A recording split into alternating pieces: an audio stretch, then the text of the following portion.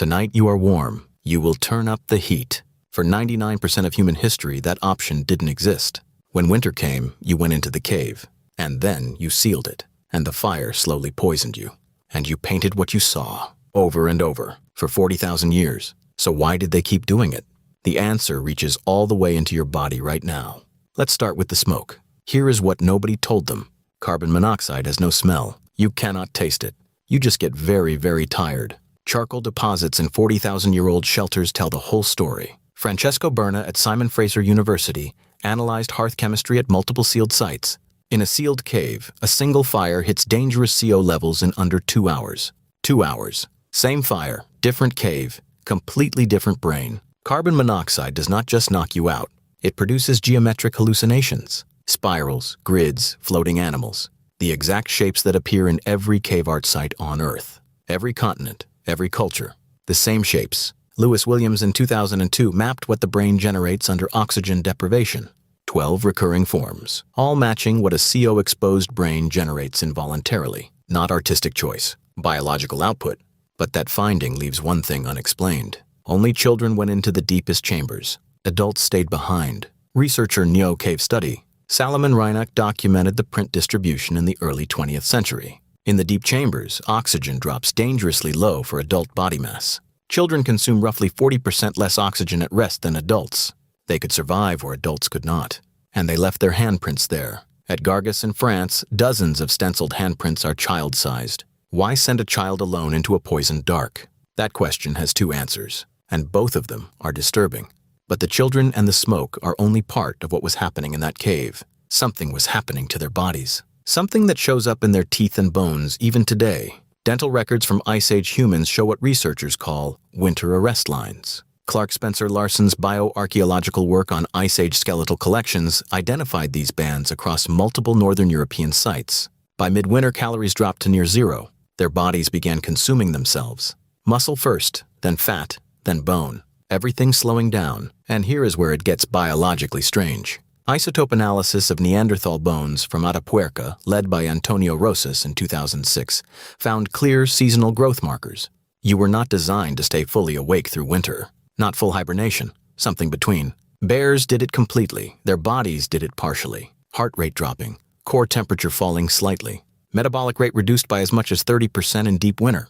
The CO in the air may have helped induce this state. Not enough to kill, enough to keep them very, very still. The 47th consecutive day of darkness. And something that used to wake each morning has stopped coming back. One fewer body near the fire. You don't have the energy to mourn properly. But there is one thing that still helps. Not spoiled by accident.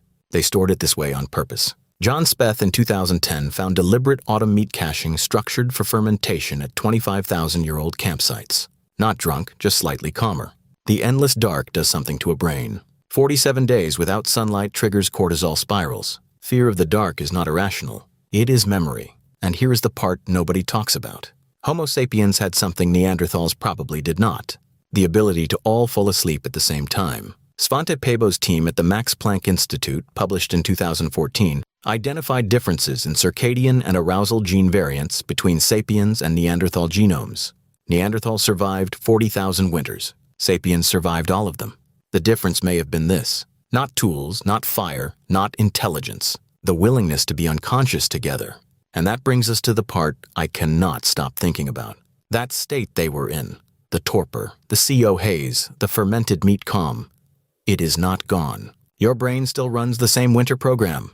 That feeling in January when you cannot get out of bed, your body is running a 40,000-year-old survival protocol. Slow down, conserve, wait for the light.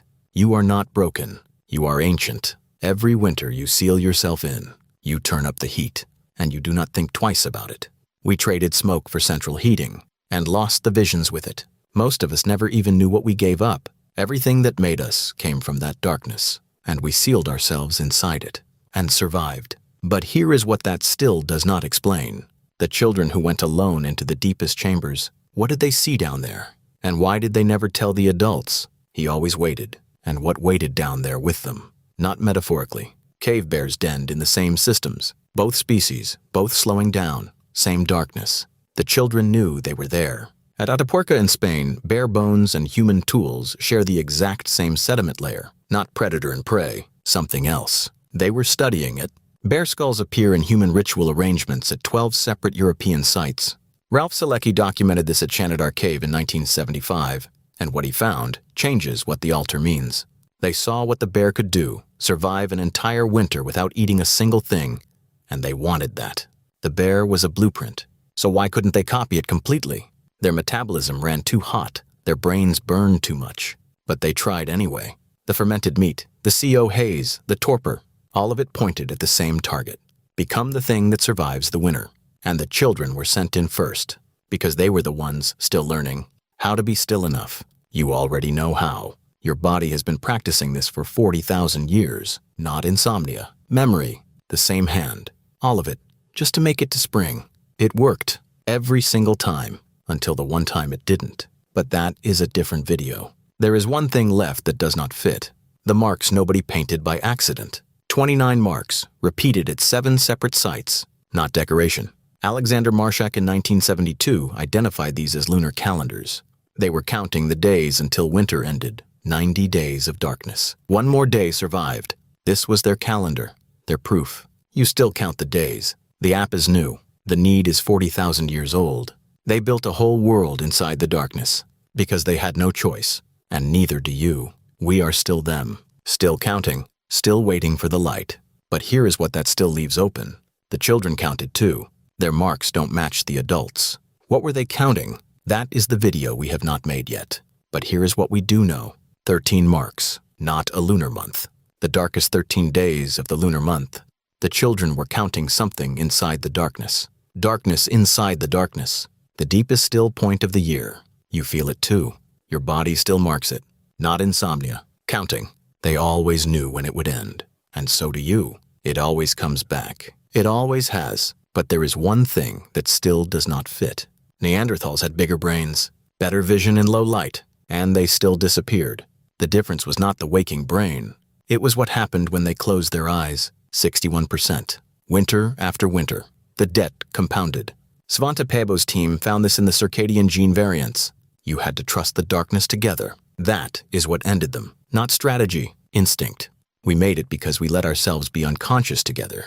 We traded the smoke and the darkness and the fermented meat. We kept the fear and the protocol. You are still in the cave. You always have been. And somewhere out there, a child is still counting.